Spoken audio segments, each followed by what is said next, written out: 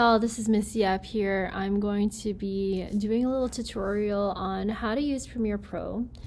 Alright, let's dive right into it. So first you want to open up a new project. You can title it whatever you like. And so you need to figure out where you want to save it. So usually for me, I save it in my desktop, but you want to stay organized. So make sure you have your folder set up. What's going to happen is it's going to ask you if they can have access to your folder. You can say yes so that you don't have to deal with these issues again. I've imported my videos already, and so it looks like this, and you get a little preview of what that looks like.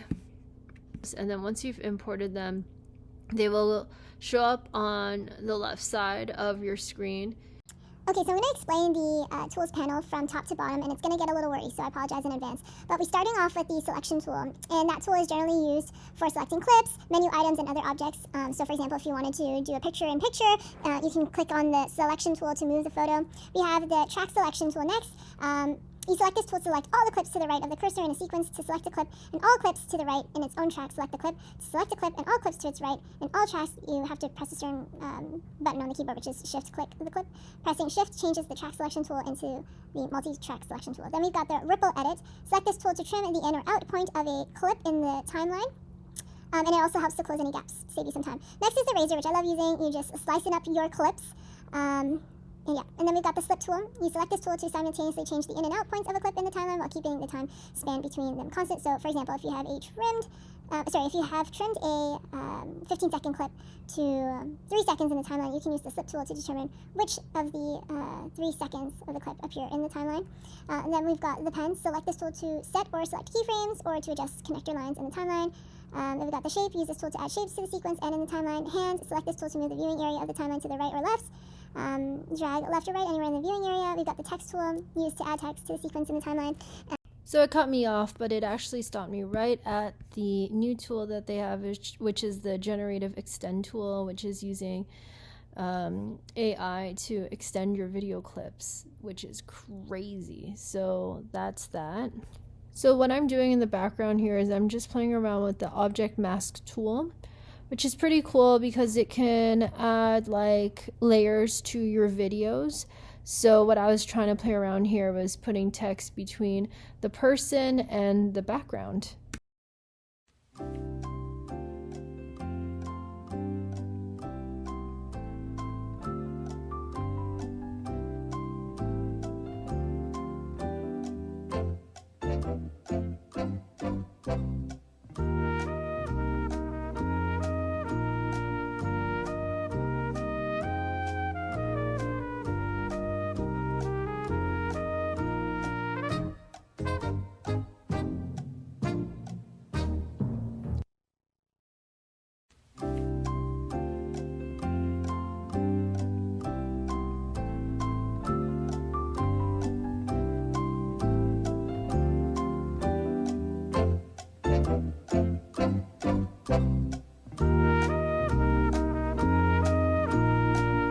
So that was a long edit, but if I had to suffer through it, so do you guys watching it. But anywho, what I'm going to talk to you guys about is how to put the clips in. Okay, you just drag it in there. After you've imported it, you just drag it in there, and you'll see I'm like moving. You can like move the in and outs.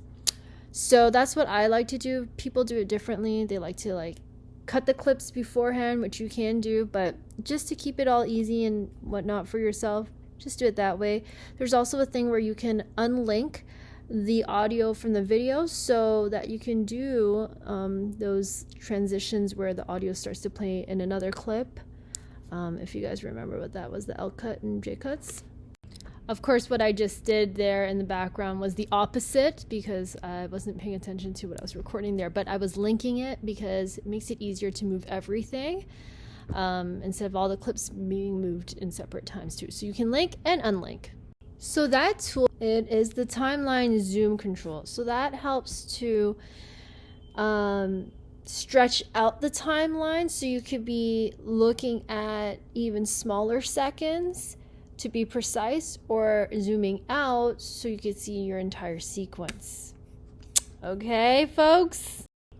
Hopefully I wing this. I'm getting confused which direction.